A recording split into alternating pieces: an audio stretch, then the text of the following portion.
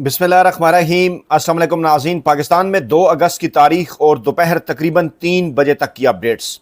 बिलाशुबा अब यह बात साबित होगी कि पाकिस्तान में किसी भी सियासी निज़ाम की कुंजी अब जेल में कैद इमरान खान के पास है। चंद दिन पहले बिलावल भुट्टो जरदारी की जानिब से पाकिस्तान तहरीक इंसाफ के कारकुनों और पाकिस्तान तहरीक इंसाफ की क़यादत की जानिब हाथ बढ़ाया गया। कहा गया कि हम आपके साथ चलने को तैयार हैं, आप बाइकाट छोड़ें, हमारे साथ मिलकर काम करें। और इस बात का ऐलान बिलावल भुट्टो जरदारी की जानिब से बाकायदा तौर पर पाकिस्तान पीपल्स पार्टी के एक जलसे के अंदर किया गया। आज कुछ इस हवाले से दीगर इत्तलात ये हैं कि पाकिस्तान पीपल्स पार्टी के बाद अब मुस्लिम लीग नवाज की क़यादत ने भी पाकिस्तान तहरीक इंसाफ की जानिब हाथ बढ़ाया है। कहा जा रहा है कि बिल वास्ता तौर पर नवाज शरीफ साहब की जानिब से इमरान खान साहब को पैगाम पहुंचाया गया है कि अगर आप चाहें तो आपके साथ मिलकर मौजूदा हाइब्रिड निज़ाम से छुटकारा हासिल किया जा सकता है। सवाल यह पैदा हो रहा है कि एक ऐसे मौके पर अब मुस्लिम लीग नवाज की क़यादत को इस बात का ख्याल क्यों आया, जब इस वक्त मुस्लिम लीग नवाज अपनी तारीख के, जिसे यह कहा जाना चाहिए कि संगीन तरीन सियासी बहरान का सामना कर रही है। और इस वक्त पाकिस्तानी इस्टेब्लिशमेंट के तर्जुमान मोहसिन नकवी के बयान के जवाब में उनके पास कहने को कुछ नहीं। और इस वक्त जब ये लग रहा है कि ज़बरदस्ती 28वीं और 29वीं तरमीमें मंजूर कराकर पाकिस्तान पीपल्स पार्टी और पाकिस्तान मुस्लिम लीग नवाज का पत्ता हमेशा के लिए साफ करने का मंसूबा बनाया गया है, पाकिस्तान को सदारती निज़ाम की जानिब बढ़ाया जाएगा, तो क्या अब यह समझा जाना चाहिए कि अपने ज़ाती मफादात के तहफ़्फ़ुज़ के लिए पाकिस्तान पीपल्स पार्टी और पाकिस्तान मुस्लिम लीग नवाज की क़यादत पाकिस्तान तहरीक इंसाफ के साथ राब्ता कर रही है। इस मौके के ऊपर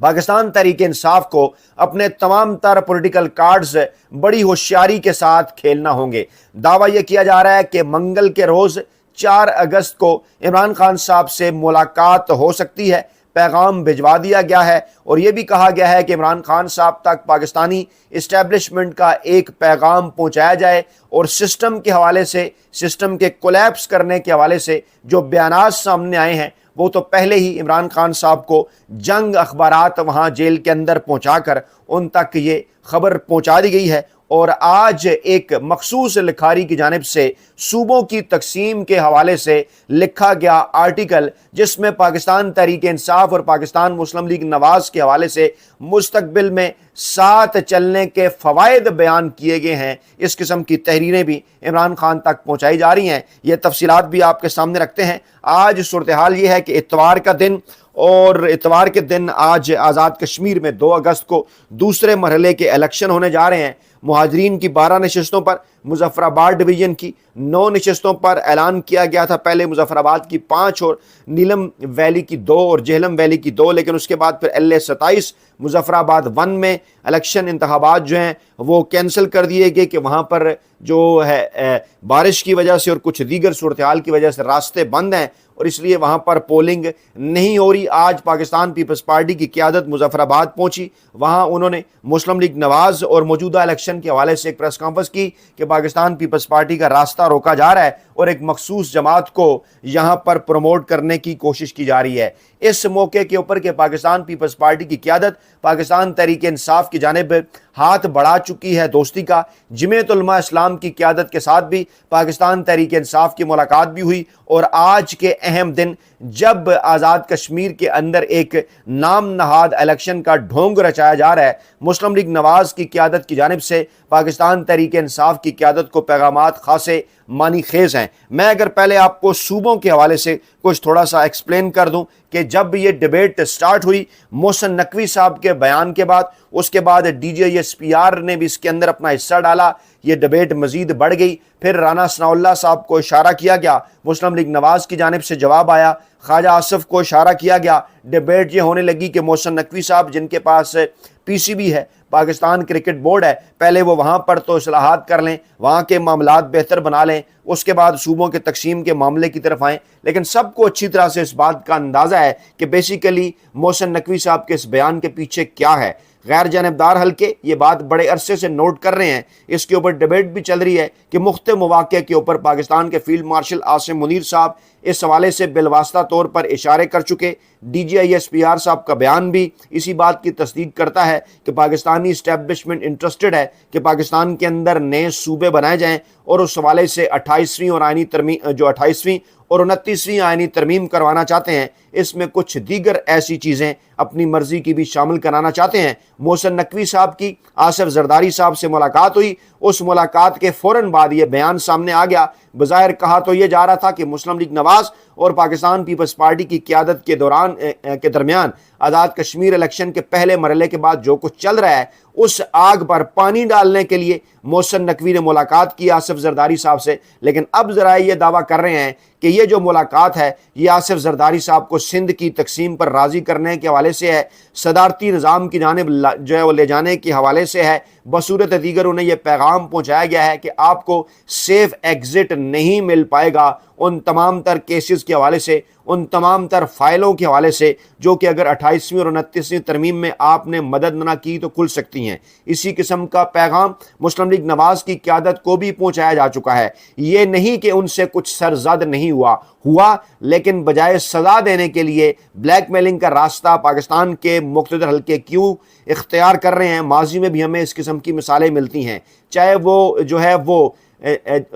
وہ معاملہ ہو پنکی، انمول پنکی کا جس کو ڈرگ کوئن کہا جاتا ہے، یا پھر معاملہ ہو لاہور کے اندر غیر ملکی خواتین کی اغوا کا۔ پیپلز پارٹی کے لیے سندھ میں اور مسلم لیگ نواز کے لیے پنجاب کے اندر یہ دو بڑے کیسز اور دو بڑے پیغامات جس میں پاکستانی اسٹیبلشمنٹ انتظامیہ کو اس حوالے سے کھلی چھوٹ دے چکی کہ ان معاملات کے کھرے جس طرف کو بھی جانا چاہیں جائیں اور اس کے بعد ان کو کیفر کردار تک پہنچایا جائے۔ اس قسم کی خبریں بھی سامنے آتی رہیں پاکستان پیپلز پارٹی کی قیادت کی جانب سے منی لانڈرنگ میں ملوث ہونے کے حوالے سے۔ اس کے بعد پاکستان تحریک انصاف کی پاکستان مسلم لیگ نواز کی قیادت کے حوالے سے بھی جب یہ کیس سامنے آیا کرپٹو کرنسی کا، اسحاق ڈار صاحب کے نواسے کا، اس کے بعد پھر اسحاق ڈار صاحب کے صاحبزادے کی اس کے اندر انٹری ہوئی، غیر ملکی خواتین کے اغوا کا جو معاملہ تھا، اور پھر ڈوریں شریف خاندان کی جانب بڑھتی نظر آئیں۔ شریف خاندان مری کے اندر بیٹھا، لاہور کے اندر بیٹھا، محسن نقوی کے بیانات کا تجزیہ کیا، پاکستان پیپلز پارٹی کے ساتھ ان کی جو صورتحال ہے اس کا تجزیہ کیا، اس کے بعد اس نتیجے پر پہنچا کہ اب شاید وقت آ گیا ہے کہ ہمیں پاکستان تحریک انصاف کی قیادت کی جانب ہاتھ بڑھانا چاہیے، اور بظاہر ایک راستہ پاکستان تحریک انصاف کی قیادت کو دکھایا گیا کہ عمران خان صاحب کو فیسیلیٹیٹ کیا جا سکتا ہے اور موجودہ جو ہائبرڈ رجیم ہے اس سے نجات حاصل کی جا سکتی ہے۔ بالواسطہ طور پر شاید یہ پیغام پہنچایا گیا کہ فیلڈ مارشل صاحب کو گھر بھیجا جا سکتا ہے، لیکن کیسے اور کیوں کر؟ جو ترامیم مسلم لیگ نواز اور پیپلز پارٹی نے کر کے دیں، ہاتھ میں رکھ کے دیں، ان کی روح سے تو 2029 تک تمام تر معاملات فیلڈ مارشل صاحب کے حوالے سے سیٹل ہو چکے ہیں۔ اب اس ماحول کے اندر اگر موجودہ ہائبرڈ نظام کسی نئے نظام کی جانب بڑھتا ہے، نظام کو ری سیٹ کرتا ہے، تو پاکستان تحریک انصاف کو تو اپنے تئیں انہوں نے پہلے ہی مائنس کر رکھا ہے۔ اگرچہ عمران خان صاحب کو ابھی تک پاکستانی عوام کے دلوں سے اس سسٹم سے مائنس نہیں کیا جا سکا۔ ہر دن پاکستان تحریک انصاف اور عمران خان صاحب ہی کے حوالے سے بات ہوتی ہے، سسٹم مکمل طور پر کولیپس کر چکا، گر چکا۔ اب اگلے مرحلے کے اندر جو بظاہر پاکستان مسلم لیگ نواز اور پیپلز پارٹی کو بظاہر جو اقتدار دیا گیا ہے انہیں بھی گھر بھجوانا ہے، اور ہمیشہ کے لیے اس روایتی سیاسی مافیا کے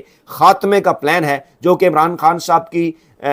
ذریعے ایک طرح سے سیاسی خاتمہ تو ہو چکا، لیکن کیونکہ مظلومیت کا ڈھونگ بھی ہے، ان کو بیانیہ بھی دینا ہے اور حالات ایسے پیدا کرنے ہیں کہ ملک کے اندر کوئی سیاسی جماعت اکثریت نہ حاصل کر سکے مستقبل کے کسی بھی سسٹم کی جانب، اس لیے اس قسم کے شوشے چھوڑے جا رہے ہیں۔ اور خاص طور پر آج جو سہیل وڑائے صاحب کی تحریر سامنے آئی جس میں موصوف یہ فرماتے ہیں کہ سارا زور پنجاب کی تقسیم ہی کے حوالے سے ہے، سندھ میں تو سندھ کے جو قدیمی عوام ہیں یا قدیمی جو لوگ ہیں وہ اس کے لیے تیار نہیں ہے، پیپلز پارٹی تیار نہیں ہے۔ بلوچستان کے موجودہ وزیر اعلیٰ کے حوالے سے بھی انہوں نے دعویٰ کیا کہ وہ بھی نہیں چاہتے کہ بلوچستان کی تقسیم ہو۔ خیبر پختونخوا کے حوالے سے انہوں نے دعویٰ کیا کہ ابھی چند عرصہ پہلے ہی تو خیبر پختونخوا کے اندر قبائلی اضلاع کو KPK کے اندر ضم کیا گیا، اور اب کیا دوبارہ سے کہ خیبر پختونخوا کے اندر کو صوبوں کی تقسیم ہو سکتی ہے؟ پھر اس کا رزلٹ انہوں نے یہ نکالا کہ یہ تمام تر معاملات پنجاب کے اندر چل رہے ہیں۔ پھر انہوں نے یہ دعویٰ کیا کہ چاہے پاکستان تحریک انصاف ہو، چاہے مسلم لیگ نواز ہو،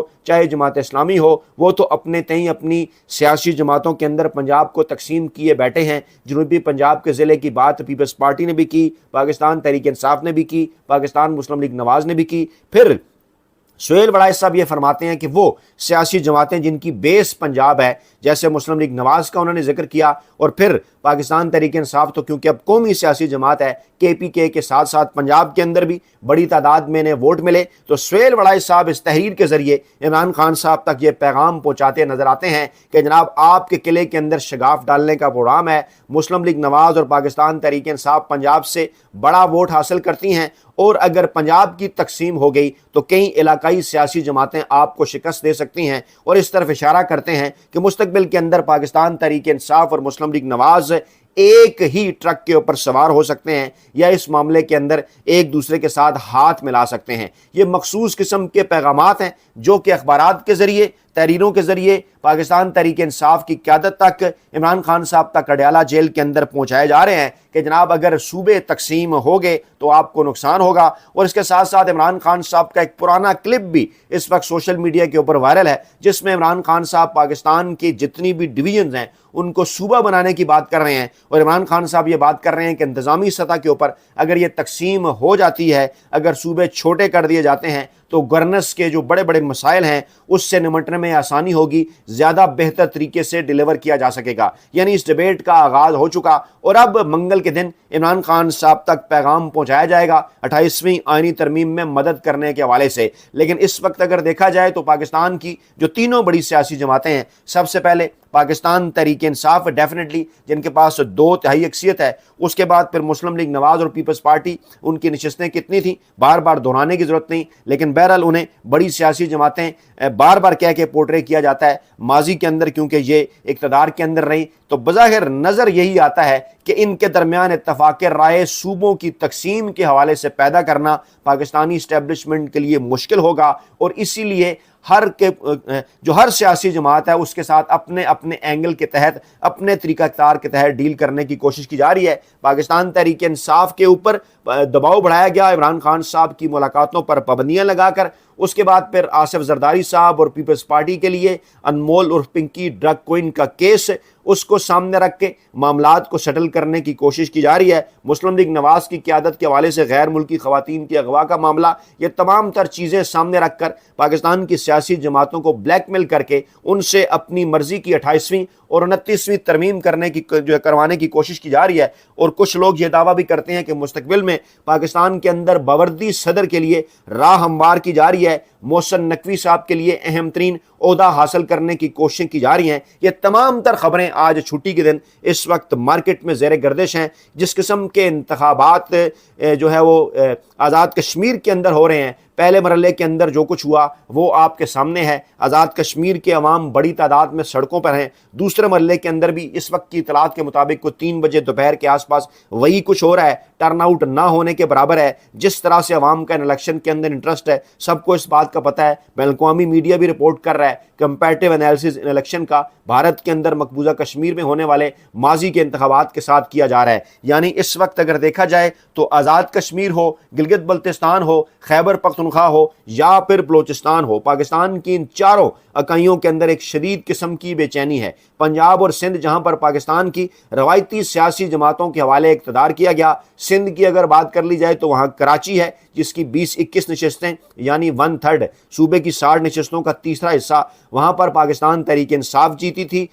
کس طرح سے MKM اور پیپلز پارٹی کے اندر نشستیں تقسیم کی گئیں، سب کو اس بات کا اندازہ ہے۔ پنجاب میں جس سیاسی جماعت کو اس وقت حکمران بنایا گیا، وہ سیاسی جماعت اپنی وہ نشستیں بھی ہار گئیں جو برسہ برس سے ان کی آبائی نشستیں تھیں، یہاں پر بھی پاکستان تحریک انصاف جیتی۔ یعنی سندھ اور پنجاب کا بحران بھی دیگر چاروں اکائیوں کے بحران سے کم نہیں۔ اور 7ویں اکائی اسلام آباد جس کے جہاں پر وہ شہباز شریف صاحب بیٹھے ہوئے ہیں، ان کو اس وقت پاکستانی اسٹیبلشمنٹ کا چند دن پہلے تک تو انہیں ایک فیورٹ بوائے قرار دیا جاتا تھا، لیکن اب اس قسم کی صورتحال پیدا ہو گئی ہے کہ شہباز شریف صاحب بیلنس کرنے کے چکر میں نہ ہی ان سے اسٹیبلشمنٹ خوش نظر آتی ہے، نہ ہی ان سے جو ان کے بھائی ہیں میاں نواز شریف صاحب وہ خوش نظر آتے ہیں، اور نہ ہی ان سے پاکستان پیپلز پارٹی ان کی اتحادی خوش ہے، اور نہ ہی ان سے پاکستان تحریک انصاف اور جمعیت علماء اسلام جو کہ اب بظاہر